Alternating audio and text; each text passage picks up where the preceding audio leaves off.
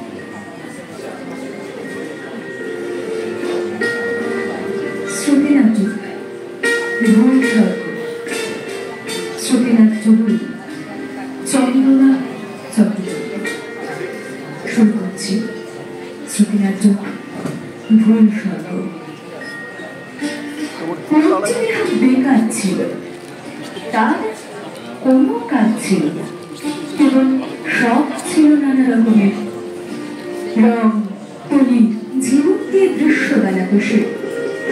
এলোমেলো স্বচ্ছ, কখনো পাখির ছাপ, এবড়ো খেবড়ো মাঠ, উঁচু নিচু পাহাড়, ঝর্ণা, পায়ে চলা পথ, বাড়ির লোকের কাছে তার লাঞ্ছনার সীমা ছিল না। হেজো লোকেদের কাছে সে ছিল একটি পাগল। সমস্ত জীবনটা তার অকাজে গেল, অথচ মৃত্যুর পর খবর পেল যে তার স্বর্গে যাওয়া মঞ্জুর। কিন্তু নিয়তি দেখো, বোধ করো নারকা ভুল করে তাকে হেজো লোকের স্বর্গে রেখে এলো।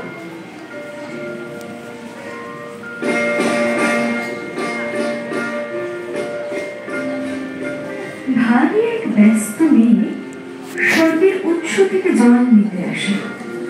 ওই তার ঘুমের আওয়াজ। শুনছো? হ্যাঁ হ্যাঁ, আমি তোমাকেই বলছি। তুমি কে গা? আর ওখানে বা বসেছো কেন? জানো না বুঝি এটা ফসলের ক্ষেত, বীজ পোতা হয়ে গেছে। তা আমি বা যাই কোথায় বলো? যেখানেই যাই সবাই ব্যস্ত, সকলেই বলে না না না ওখানে নয়, আহা হা এখানে নয়, আহা পথ ছাড়ো, ভারী দেরি হয়ে যাচ্ছে। কেবল উঠে যেতে হয়, সরে যেতে হয়।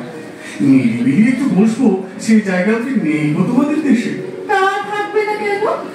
ওই যে তামাল গাছটি দেখছো, তার তলায় গিয়ে বসো না কেন? তা তুমি কে গা?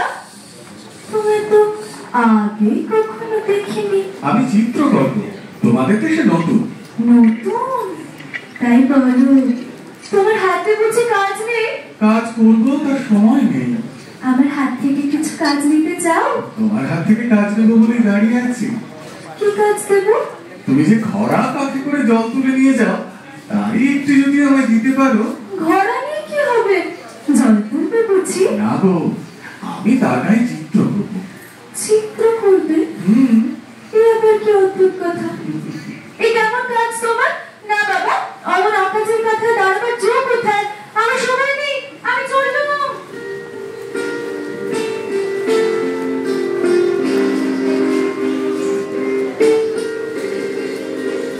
কি গো মেয়ে, কোথায় চলেছ?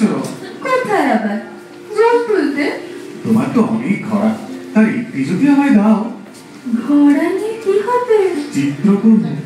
বেশ তো, না হয় দেবো, কিন্তু কি চিত্র হবে তাতে?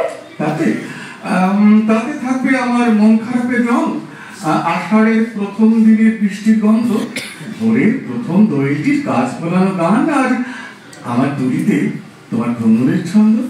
বেশ, এই নাও তবে। কি এই এই বেশ অদ্ভুত তো। আচ্ছা, এর মানে কি? কোনো মানে নেই। তুমি কি সব বলো চিত্রকর? আমি তার মানে সবটা বুঝতে পারিনি কেন? আমার দেরি হয়ে যাচ্ছে, আমি যাই।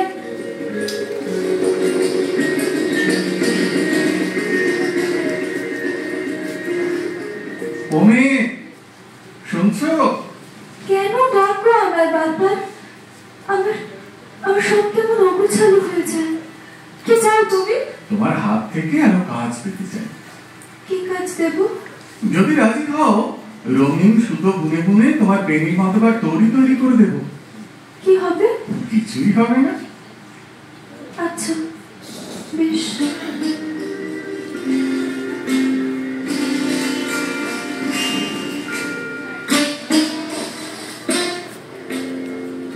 কি গমে, কাল সারাদিন তোমার পথ চেয়ে রইলেন, এলে না যে বড়। এই অমলদাস গাছের তলা দিয়ে কত মেয়ে এলো গেল, ভীষণ ব্যস্ত তারা। কেউ কিও চায় না আমার পানে। তাদের পায়ের মল ঘড়ির কাঁটার মতো, শুধু সময় হিসেব রাখে, সুর তোলে না একটু। সাবধানে আমার ছোঁয়াচ বাঁচিয়ে চলে তারা, পাছে ওদেরও ধরে এই অকাজে যোগে। তা তুমিও কি তাই? হ্যাঁ হ্যাঁ, তাই তাই। এই নাও সব ফিরিয়ে নাও। তুমি চিত্রকরা খরা বেনি বাঁধবার দড়ি সব সব সব ফিরিয়ে নাও। পুরো পুরো সর্বনাশের সব। সারাদিন মিছে কেটে যায়, রাতে ঘুম আসে না। উঠান ছেড়ে উঠে দুধ ছেড়ে বসে বসে দেখি তোমার চিত্রখানি। কোনো কোনো অর্থ বুঝিনি, কখন যে ভোর হয়ে যায়। সারাদিন কেটে যায়, কাজ পড়ে থাকে, বেলা বয়ে যায়, সন্ধ্যা ডাকতে আসে, ওরা জল আনতে যায়, ফুল তুলতে যায়, পাকা ফসল ঘরে উঠবে, নাড়া খাওয়ার সময় নেই কারণ ওরা বলে আমার রোগে ধরেছে। আমি জানি তুমি রোগের নাও চিত্রকর। বেশ,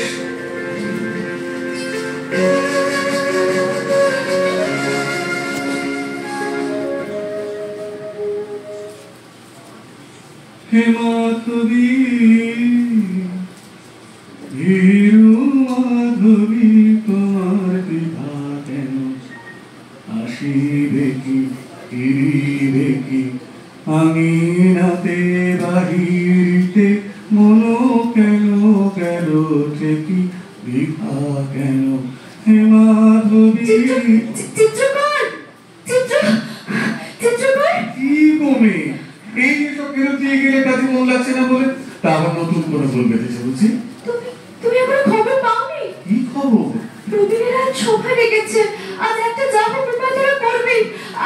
আমাদের এই স্বর্গের ইতিহাসে আজ পর্যন্ত এমন ঘটনা যে কখনো ঘটেনি। কেন, কি হয়েছে কি? তোমার গানের সুরে লোকেরা তাজা ভুল করছে। হঠাৎ করে মন খারাপের রোগ জেগে উঠছে। মেয়েরা খরা পাখে জল তুলো ফেলে প্রজাপতি ধরতে ছুটছে। ফসল ছাড়িয়ে দিন কাজ ফেলে কেউ আবার পাহাড়ে মালা গেঁথে খোপা সাজাচ্ছে। কিছু লোকে স্বর্গে বড় বড় ফাঁক করতে শুরু করেছে। তুমি নাকি এমন লোক নিয়ে এসেছো এই স্বর্গে? তাই বুঝি, এটা ভালো কথা। তুমি হাসছো? ওরা তোমার সত্যি সত্যি সাজাতে চিত্রকর। আর দিতেও পারিনি চিত্রটি, কিন্তু কি তুমি কাঁদছো? আর তুমি কাঁদছো কেন? দেখো, তা সত্যি বলতে দোস্ত একটু করেছি। এখন যদি সাজার কথা বলো, তাহলে হয় মাথা পেতে নেবো। তুমি কেঁদো না, আমাকে তোমার একটু ভালো দেখায় না। তুমি বলো, এই আমার হাতে আঁকা খরা আর এই বেনি বাঁধবার দড়ি, এই দুটোই তোমার কাছে রাখো। আবার তখন দেখা হয় না হয়। চিত্রকর,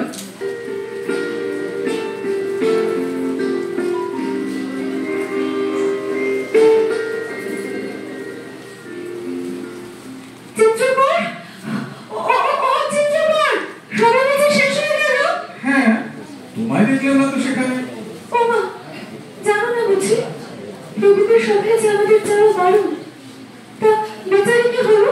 আমার যে খুব কিছু দোষ ছিল তা না, আসলে স্বর্গের প্রভুরও আমাকে ভুল করে ভুল স্বর্গে এনেছে, সেটা তার দোষ স্বীকার করলে। তারপর তোমার তাহলে কোনো দোষ ছিল না? তাহলে সাজাও হলো না তোমার? একেবারে যে হলো না তাও নয়, সভাপতি বিধান দিলেন আমাকে আবার পৃথিবীতে ফিরে যেতে হবে। তুমি কি বললে? আমি বললেন তবে চললো, কাল ভোরবেলাতেই স্বর্গের দূত আমাকে পৃথিবীতে রেখে আসবে। পৃথিবী? সে কেমন? ও, সে তুমি ভাবতে পারবে না মেয়ে, সে যে কি কাণ্ড! মাথার উপর নীল আকাশ, পায়ের তলায় কচি সবুজ ঘাস, গাছে গাছে নবীন পাতা, পাখির কলরব, শুরু হচ্ছে নদীর ঢেউয়ে, সোনার উত্তরে পাকা ফসলের খাল, মানুষের মনও সেখানে সবুজ। আমার আর তর সইছে না, কখন যে সকাল হবে। তোমাদের এখানে তো সময়কার সময়, ভালো কাজ একটু আগে হওয়ার উপায় নেই। আমি বাপু আমার রং তুলে সব চুরিতে পুরে নিয়ে আগে ভাগে তৈরি হয়ে বসে আছি, পাচ্ছে যাওয়ার রক্ত বয়ে যায়। তুমি চলে যাবে চিত্রকর? হ্যাঁ। আমিও যাবো। তুমিও যাবে? কোথায়? তোমার সঙ্গে, তোমার পৃথিবীতে। সেখানে আমার একটুখানি জায়গা হবে না চিত্রকর? আমার সঙ্গে যাবে তুমি? হ্যাঁ গো মেয়ে, এর মানে কি? এর কোনো মানে নেই। এর